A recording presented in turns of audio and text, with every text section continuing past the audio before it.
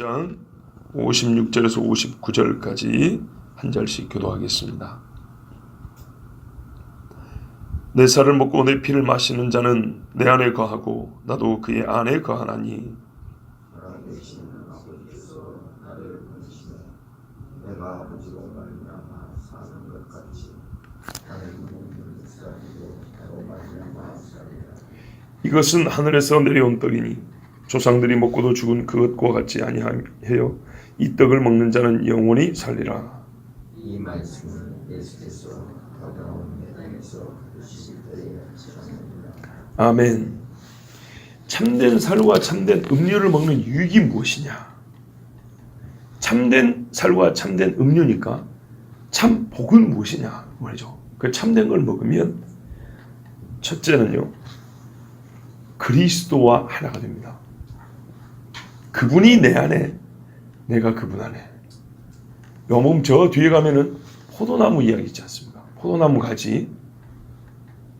가지가 포도나무에 붙어 있으면 열매를 맺나니 그 같이 너희가 내 안에 있으면 열매를 맺고 그렇지 않으면 열매를 못 맺는다고 했습니다. 이거는 예수를 믿고 구원을 얻을 뿐만 아니라 더하여 무엇을 하느냐의 문제가 아니고 실상은 구원을 받느냐 못 받느냐의 문제라고 했습니다. 땅이 네 가지가 있지만 뿌려진 다음에 곡식을 맺는 땅만 구원을 받는 사람을 얘기하는 거고, 구원을 받지 못한 사람은 앞에 세 가지 땅 다다 그랬습니다. 길가나 가시밭이나 돌짝밭이나 여기는 결국에는 다 기운이 없어 말라버리고 햇빛에 말라버리고 환란에 포기해버리고 여러 가지 조금 어려움이 있으면 믿음을 버려버리는 사람들 그랬습니다. 그러므로 이거는 믿음이 없는 자와 믿음이 있는 사람들 중에 세 가지 질을 나눈 것이 아니고 믿음이 있는 자와 없는 자들을 우리가 오해할 수 있지만 사실은 이 사람들은 다 없는 것이라고 하고 그를 세 분할에 나눠준 것입니다. 그것처럼 우리가 주님 앞에 포도나무로 붙어 있어야 열매를 맺는다는 것은 믿고 또 열매를 맺는 차원이 아니고 연결되어 있으면 생명이 있지 않겠습니까? 생명이 있으면 열매는 자연적으로 맺힌다는 얘기로 받아들여야 됩니다. 그러므로 포도나무 가지에 가지가 줄기에 붙어 있다는 것은 곧 구원을 얻었다는 얘기고, 그래서 당연히 열매를 맺는 것이고, 붙어 있지 않으면 열매를 못 맺는다는 것은 믿는데 열매가 아직 그런 말이 아니고 이거는 믿음이 없는 것이고 구원을 못 받은 것이라고 그랬습니다. 자, 그런데 그때 하신 말씀이 바로 하나다 이 말이에요. 하나. 너희가 나를 믿으면 어떻게 해요? 내가 너희 안에 너희가 내 안에, 이 말씀인데 오늘 우리는 여기서 벌써 볼 수 있습니다. 진짜로 예수 그리스도의 몸을 먹고 그 피를 마신 자는 예수님 안에, 우리가 음식물을 먹으면은 이미 말씀드린 대로 떡이 몸에 들어가면 이게 분해가 돼서 내 몸의 일부가 됩니다. 그래서 떡의 형체를 찾아볼 수 없지만 그 떡은 내 몸에 있습니다. 그와 같이 물론 또 이게 이제 뭐 배설이 되고 또 세포가 이렇게 복잡한 얘기를 하는 게 아니고 그 떡이 결국에는 내가 되기 때문에 내가 지금 생존이 계속되잖아요. 내 생이 이어지잖아요. 그러나 이 떡은 우리 예수님 분명히 한기를 말했잖아요. 썩을 양식이라 썩을 몸을 유지하는 데만 있는 거라고. 그러나 지금 영생하도록 얻는 떡은 우리의 영생과 관련된다는 겁니다. 그러니까 예수 그리스도의 몸과 피가 나의 죄를 대신하여 찢기시고 흘리심으로 말미암아 우리는 그를 믿을 때 어떻게 되냐? 그가 내 안에 내가 그 안에. 그렇다고 해서 사람이 예수님이 된다, 신이 된다 이런 뜻은 아니고 완전하게 영적으로 연합이 되어서, 그렇죠? 한 몸같이 연합이 되어서 우리는 주가 계신 곳에 내가 있고 내가 있는 곳에 주님이 있고 그게 임마누엘입니다. 이 상태가 어떻게 된다고요? 영원히 간다는 겁니다. 이런 상태로서 영원히 갈 때 영생이라 그런다고 그랬습니다. 그냥 생명이 영원히 가는 것을 영생으로 하면 지옥도 영생이죠. 그런 의미가 아니고 하나님과 임마누엘 상태에서 영원히 가는 것, 이게 바로 성경에 말하는 영생이라는데 지금 바로 그 이야기입니다. 내가 네 안에 있고 네가 내 안에 있는데 어떻게 분리가 되겠습니까? 둘이 손잡고 있다는 얘기가 아닙니다. 내가 네고 네가 내 안에, 이런 말입니다. 그러면서 이걸 또 어떻게 말하면 아버지가 어떻게 해요? 내가 아버지로 사는 것과 같이 이렇게 말했습니다. 하나님과 하나님의 아들은 분리가 됩니까? 분리될 수 없죠. 그와 같은 연합의 상태, 그것이 바로 신자의 구원 얻은, 영생 얻은 이 상태로 이 육체가 변화된 모습을 이렇게 말씀하고 있습니다. 뭐하면요? 예수님의 살을 먹으면, 예수님의 피를 마시면. 그런데 이 말씀에는 암시되어 있는 게 있습니다. 우리가 이 앞에서도 뭔가 암시되어 있는 게 있다고 그랬는데 그게 부활이라고 그랬습니다. 왜냐하면 내가 마지막 날에 다시 살리리라. 그때는 재림을 얘기했군요. 마지막 날이라고 하는 것은 이 땅의 마지막인데 예수님이 이것은 분명히 본인이 재림할 것을 전제로 했을 때야 그 말은 실제가 되는 것입니다. 근데 이것도 마찬가지입니다. 내가 네 안에 가고 네가 내 안에 거한다. 여러분, 먹고 마시는 것을 믿음이라 그랬는데 이 믿음은 2000년 전 사람들만 해당되는 것이 아니라 2000년 후의 사람인 지금 우리에게도 해당되지 않습니까? 그럼 우리가 지금도 예수를 믿으면 예수님과 연합한 상태가 되려면 예수님은 죽어 있으면 되겠습니까? 죽은 자가 되면 안 되죠. 여러분, 우리 부모님이 돌아가셔도 부모님과 나는 지금 분리된 상태지 연합한 상태가 아닙니다. 무슨 말이에요? 연합이란 거는 둘 다 살아있을 때 이야기라는 겁니다. 무슨 영혼 결혼식이니 이딴 거는 저는 불교에서나 이상한 데서 하는 얘기고 우리 기독교 신화에서는 있을 수가 없는 거죠. 살아있는 영혼들이, 살아있는 영이 살아있는 상태에서 연합하는 겁니다. 이 말은 곧 예수님의 죽으심뿐만 아니라 부활, 살과 피를 죽으시고 말한다면 내가 네 안에 거하겠다. 먹는 자는, 이 먹는 자를 믿음이라고 했을 때는 이것은 이어지는 모든 세대에 예수님을 계속 믿을 사람들을 포함한단 말이죠. 이 말은 곧 예수님은 이후의 사람의 세대도 나는 살아있을 것이고 그 마지막 세대 사람 중에도 나는 살아있을 것이고 요한계시록 1장에 말합니까? 나는 산 자라. 내가 전에 죽었으나 지금 살아있느니라. 그래서 알파와 오메가 된단 말이죠. 예수님이 지금 이 말씀은 언제라도 누구라도 나를 먹는 자에게는 내가 함께한다. 이 말씀은 우리 예수님은 살아있다고 죽어있다고요? 살아계시다 그 말입니다. 이 말은 곧 후에 가면 나는 죽으리라 이렇게 예언을 했기 때문에 무슨 말이냐? 결국에는 자기의 부활을 이 말씀 안에서 미리 암시한 걸 볼 수 있습니다. 또 하나 중요한 거는 예수님이 지금 여기서 육체로 오셨지 않습니까? 육체로 오신 하나님의 아들은 그 육체성을 절대 빼놓고 이해하면 안 된다 그랬습니다. 그의 신성과 인성을 항상 고려해야 되는데 왜냐하면 당연한 이야기도 하지만 육을 입었으니까 예수님 본인이 본인의 설교에 인성적 차원의 말씀을 여러 번 하셨기 때문입니다. 내가 목마르다 그랬죠. 아버지 나를 어찌하여 버리십니까 그랬죠. 그렇죠. 그리고 아버지께 구하는 것은 아버지가 들으신다 이렇게 했죠. 아버지가 시키신 것을 명한 것을 나는 그 아버지의 뜻을 행한다 그랬죠. 이걸 이름하여 중보자적 사명을 띠고 온 육신을 입은 하나님이라고 그랬습니다. 오늘 이 말씀에도 있습니다. 57절에 보면 내가 아버지로 말미암아 사는 것 같이 그랬습니다. 그렇죠. 봐보세요. 이 땅에 있는 육을 입은 인간들은 자기 스스로 영생에 이룰 수가 없습니다. 자기 스스로 영생을 얻을 수 없기 때문에 어떻게 된다고요? 먹어야 되는 거예요. 내 밖으로부터 영생을 얻을 수 있는, 영생할 수 있는 그 능력의 무언가를 내가 취해야 되는 거예요. 받아들여야 되는 거예요. 그것이 바로 예수님 하신 말씀은 너희는 나를 먹어야 된다는 거예요. 너희 스스로는 영생이 안 돼. 너희 스스로는 죄를 씻을 수 없어. 그래서 나의 피를 받아들여야 되고 내 몸을 먹어야 된다는 것이 예수님의 말씀이란 말이죠. 근데 이것이 57절에 보면 뒤에 걸로 돼 있어요. 같이 이렇게 해야 된다. 근데 그 같이 앞에 우리가 예수님을 믿음으로 영생을 얻는 것을 앞에 다른 말씀으로 같이니까 똑같은 거잖아요.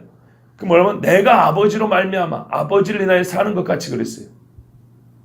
그렇죠? 여기서 서로가 양자를 설명해 주는데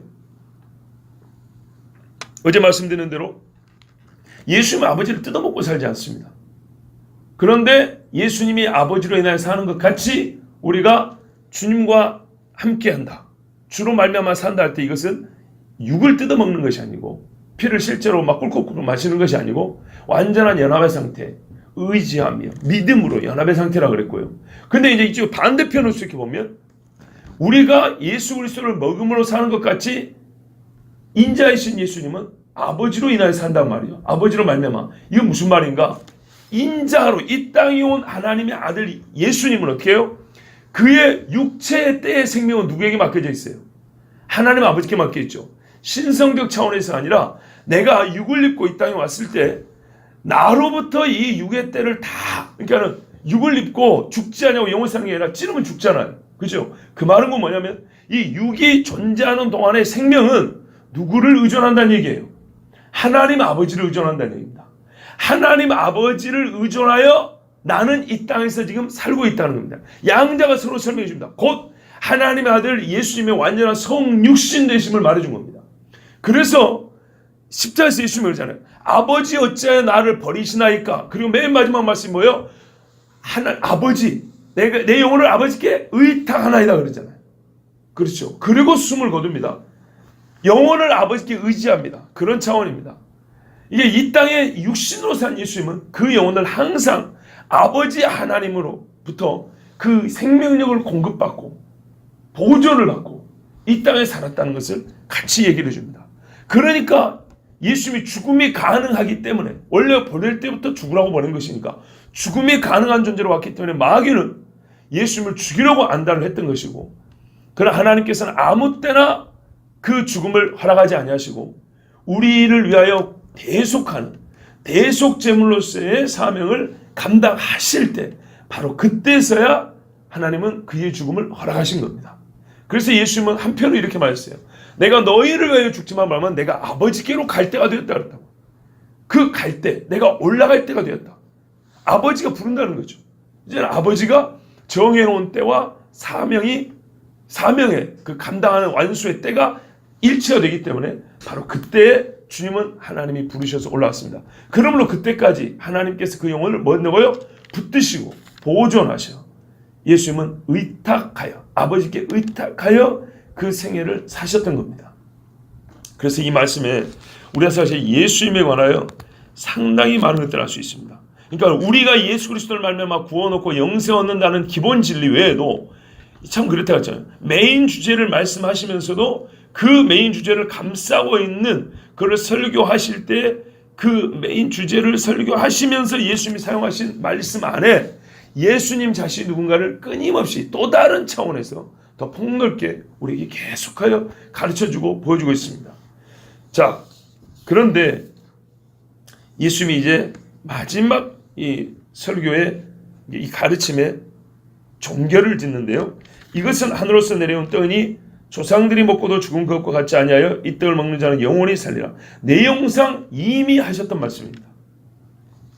하늘에서 내려온 떡이라 소리 지금 여러 번 했고, 그리고 만나를 먹고도 죽은 자, 광야에서 만나는 정말 그 자체가 생명이라고 할 수 있는 것인데 그것을 먹고도 죽었다를 말씀하시면서 만나와 비교할 수 없는 하늘에서 내려온 떡으로서 자기 자신, 모세와 비교할 수 없는 선지자고 아론과 비교할 수 없는 대제사장이고, 그죠? 아무리 다윗이 높아도 솔로몬이 부귀영화를 누려도 예수님과 비교할 수 없는, 기껏해야 그림자, 희미한 그림자에 불과하다.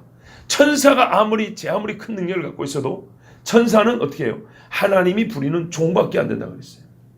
자, 그런 것처럼 너희 조상들이 최고의 선지자 모세를 통하여 얻어먹은 떡, 일단 그들의 큰 오류는 뭐냐면 그 떡을 모세가 줬다고 했는데 그 모세가 준 거 아니다고 하나님이 준 거라고 고쳐주셨고, 그럼에도 불구하고 하나님이 주셨지만 하나님이 그 떡은 영생하라고 준 것이 아니고 이 땅에 사는 동안 생명을 보존하기 위해서 준 것일 뿐이다 그랬어요.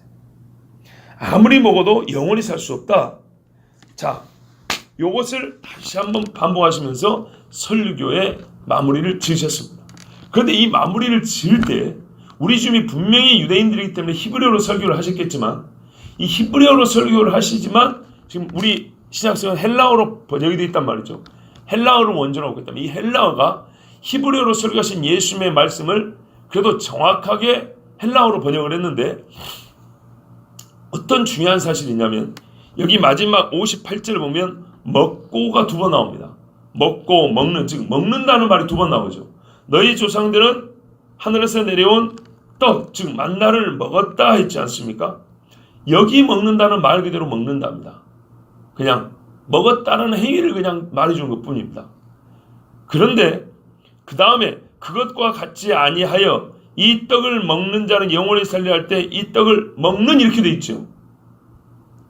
그렇게 돼 있죠. 먹는다는 게 두 번 나오죠.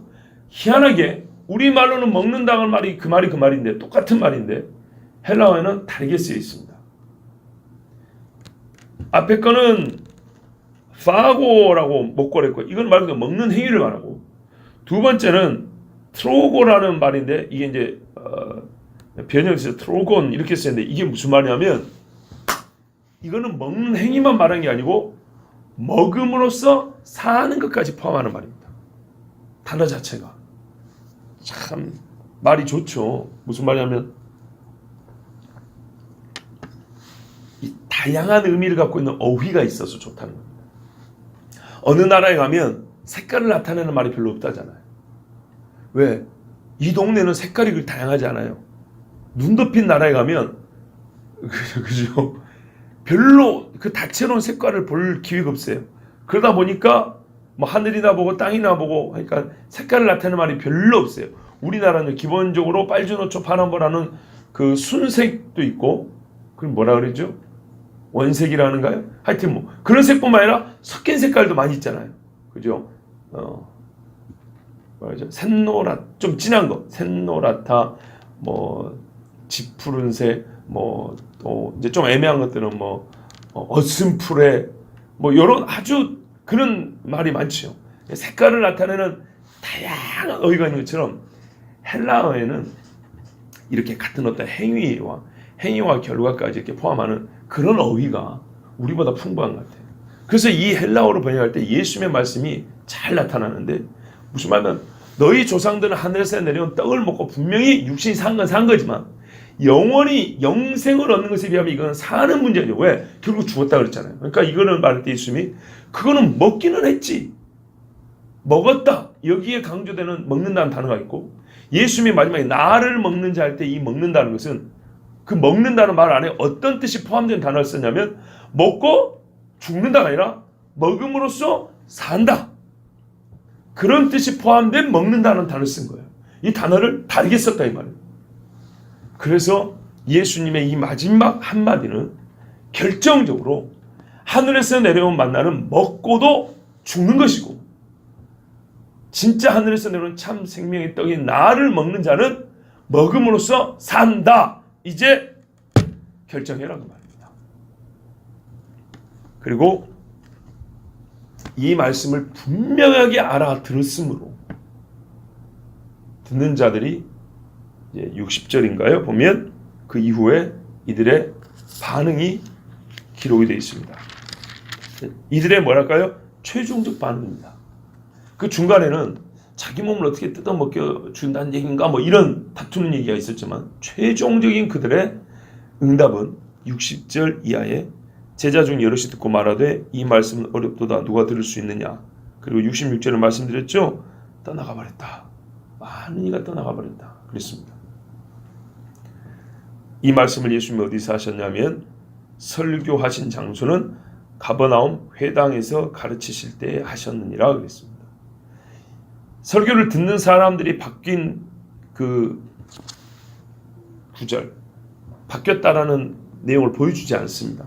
물론 중간에 바다를 건너온 사람이 있고 중간에 유대인들이라는 표현이 나왔지만 그 사람들도 다 유대인들이기 때문에 그러면 예수님은 가버나움으로 가셔서 회당에서 가르치고 있을 때 바다를 건너온 사람들이 예수님을 회당에서 만났던 것으로 볼 수 있습니다. 거기서 예수님 만나기 제일 좋은 데가 거기 아니겠습니까? 말씀을 가르치는데. 근데 이 점이 왜 중요하냐면 예수님은 사도들도 그랬지만 사도행전을 보면 나옵니다.